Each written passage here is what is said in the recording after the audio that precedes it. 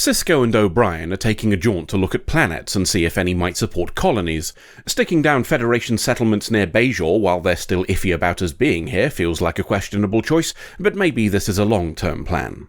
It becomes somewhat moot when the ideal planet they find shows itself to already be inhabited, and by humans no less. Bit odd, as there's no record of a settlement, so it's something worth checking.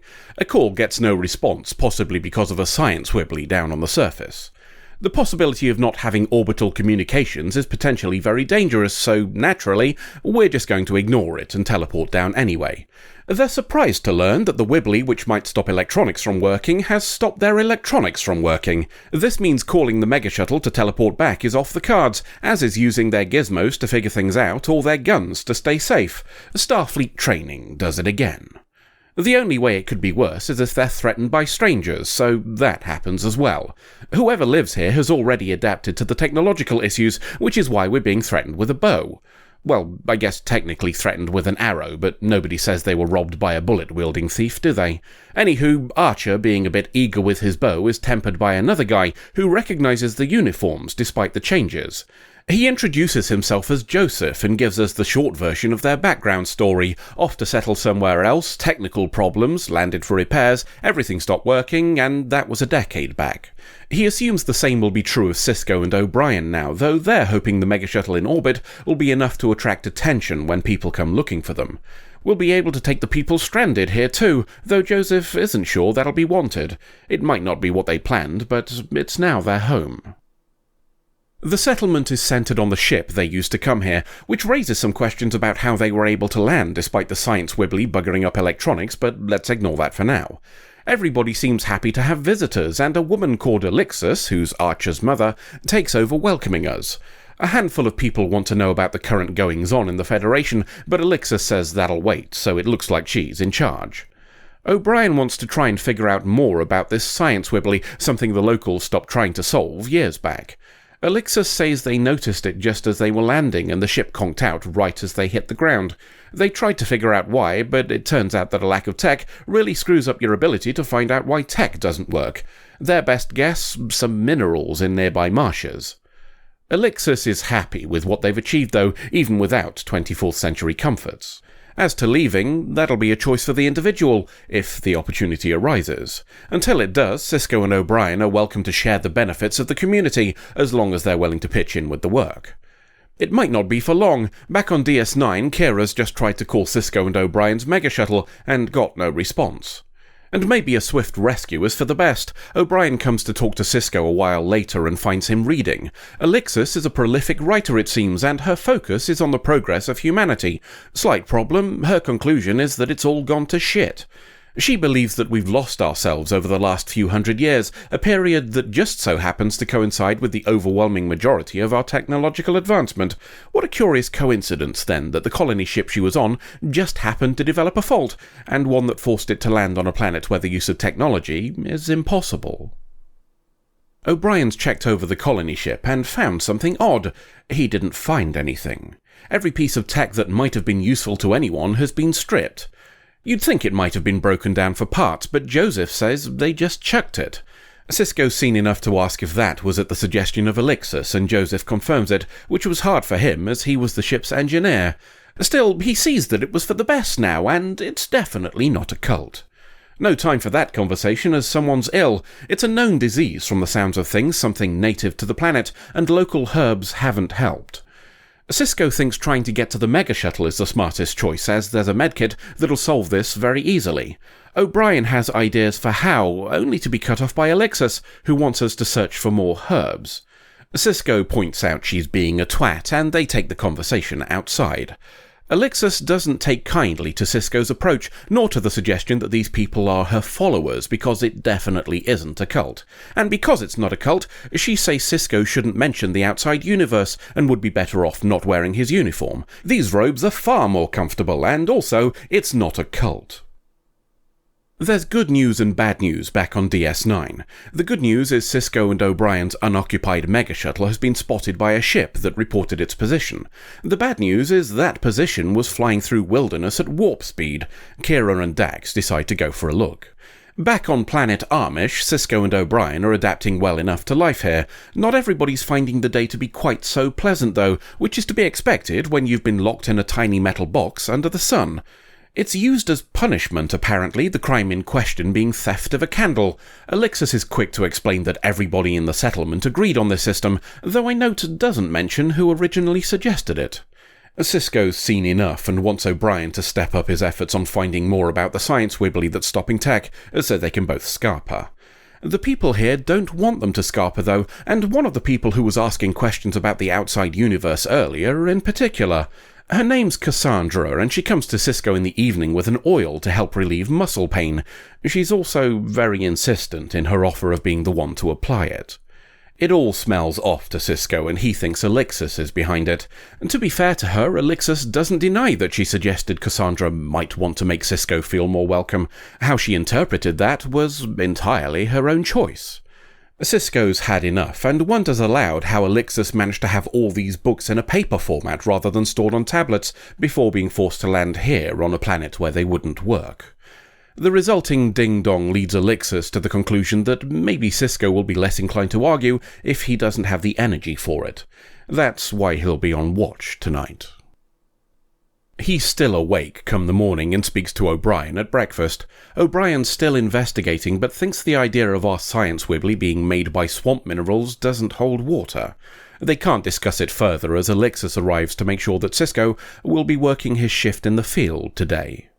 To Kira and Dax, who've just caught up to the mega shuttle they're hunting, teleporting over is a shite idea apparently, so Dax does tractor beam stuff at warp speed instead, and with only a low to medium chance of kabooming both ships.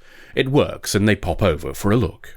Back to planet Dark Ages, where things aren't going quite as well. The ill person from earlier has carked it, and Alixus uses the moment of bad feeling to direct it at O'Brien. She thinks his attempts to find out more about the science wibbly are a waste of time that he could have used weaving or some shit. It's a stitch-up, of course, just an excuse for punishment, and that punishment will be carried out on Sisko. He's the commanding officer, after all. By that logic, she should have been in the box for the candle theft, but I doubt she sees it that way. As Sisko's climbing into one metal box, Kira and Dax are examining another. Logs and such have been deleted, and the mega shuttle hasn't been banged up in the ways you'd expect from an attack, but it does have some wear on the outside from heat and radiation, the sort of thing you'd expect to see if it went pretty close to a star, for example. Looks like someone tried to fly it into a big ball of fire to get rid of it, which makes you wonder why they bothered to delete the logs, but let's ignore that for now. Regardless, it explains why Dax can track the course back to a star, and gives them a good place to start their search. Sooner might be better than later for the rescue mission. Sisko's out of the box and sits silently while Alixus tries her patter again. She leaves him with the offer of water in exchange for him removing his uniform. His response is climbing back into the box of his own accord. While he's melting, O'Brien's making sparks. He's had an idea for tracking down whatever's causing the science wibbly. The only problem is that he needs to get past Joseph to do it, for reasons that are never really explained. Let's assume Joseph has been assigned to watch him or something. Fortunately, Joseph is sympathetic to O'Brien. Just letting him walk away would result in a punishment though, so he lets O'Brien conk him on the noggin instead. A crude compass gives him a working tool, and he uses it to track the source of the wibblies, a buried box with flashing lights. Somebody doesn't want him digging, though, and registers their displeasure with an arrow to the tree. It's Archer, of course, and there's some chasing and shooting that results in a Starfleet jacket getting skewered. O'Brien wasn't in it at the time, though, Archer apparently not wondering why his target didn't have a head before he shot it. O'Brien falling on Archer from a tree knocks him out, and O'Brien unstrings the bow. He needs it to tie up Archer and lead him back to town, and bows aren't important now anyway, not when his gun is working again. O'Brien tells the gathering settlement that tech is fine now, and all because he shut down the machine that was causing the science wibbly. Sisko's attempts to call the mega shuttle fail, which is understandable when Alixus tells him she got rid of it. She admits she caused the science wibbly, and at Joseph's questions also admits being here was the plan all along. Cassandra's pretty pissed off at the lies, and plenty of others look like they're not impressed either, as Alixus tries to explain that her method was for their own good. Well, the ones who aren't dead, anyway. A call from Kira brings it all to a halt. The rescue megashuttle is in orbit, and O'Brien tells those gathered that there's space for anybody who wants to leave. Joseph is the only one to respond, and speaks for everyone when he says they're staying. How the others feel about that is anybody's guess, but nobody speaks up, so Cisco's letting it go. Cisco and O'Brien teleport up, along with Alixus and Archer, so we'll leave Joseph to take over as leader of the definitely not a cult until the next adventure. There are few things more dangerous than a true believer. A cult leader who just wants money or power or whatever can usually be relied upon to save their own neck if it comes to it. A believer, though, that's Kool-Aid territory. Alixus is a believer, mainly in herself as evidenced by her unwavering willingness to subject a whole group to her whims, but she tells herself that it's vision rather than ego, and that makes it more dangerous still. Such thinking allows you to dissociate from your actions because they're not really yours, are they? She's not the cause, she's just the vessel. Joseph choosing to stay might be considered an affirmation of Alixus's idea that we lost our way with tech. There's a problem with that logic though, as people refusing to leave a community despite being told of underlying abuse and betrayal is a phenomenon seen regularly with members of cults. We already know Joseph was the hardest to convert, he said so himself. We know then that he's someone whose mind is the most likely to cling to an idea for the longest time. So is he staying because he truly thinks whatever they've achieved is better, or because another fundamental shift of viewpoint is something that he's simply unable to grapple with? Another consideration is how the others would have reacted, if at all, had Joseph not answered for them. Spending so long under the coercion of someone who sees the way means you don't have to. The irony that this has led those people away from the so-called core behaviour that Alixus preaches, making them more passive than they would have been in Federation society, is lost on them all. Enough about the cult then, and let's take a look at Cisco. Is him refusing to remove the uniform a tactical error? Narratively, the purpose is to prove that he's a badass who won't start on the slippery slope to acceptance, defiant against the indoctrination of Alixus. Tactically, though, you could argue that it was pretty bloody stupid. Not for the personal benefits, though they play a part, but for escape. If Alixus had seen them taking a step on compromise, whether they meant it or not, would she have been so inclined to find a reason to make an example? Would O'Brien's fiddling have still been held up as a heinous crime, or more likely to be dismissed as the last dying gasps of the old ways for people who've already started their journey? Even as a distraction, it's less effective than the alternatives. Him being in a box gets far less attention than whatever he could have been doing outside of it instead. Whichever way I turn it, Cisco's actions offer no strategic benefit in this scenario. As the commanding officer, his focus should have been on whatever was more conducive to a solution, rather than winning the philosophical dick-waving contest. That's the thing you do after you've secured your escape route. A couple of other points before we stop then, and these are a little more silly, so you'd be forgiven for skipping them. I'm sure I'm not the only one who thought of a film called Cool Hand Luke when they saw the punishment box. I don't know whether it's the origin of such things, but it's probably the most well-known example of what became a trope. Incidentally, for those of you who are interested, I went down a bit of a rabbit hole trying to identify the box used.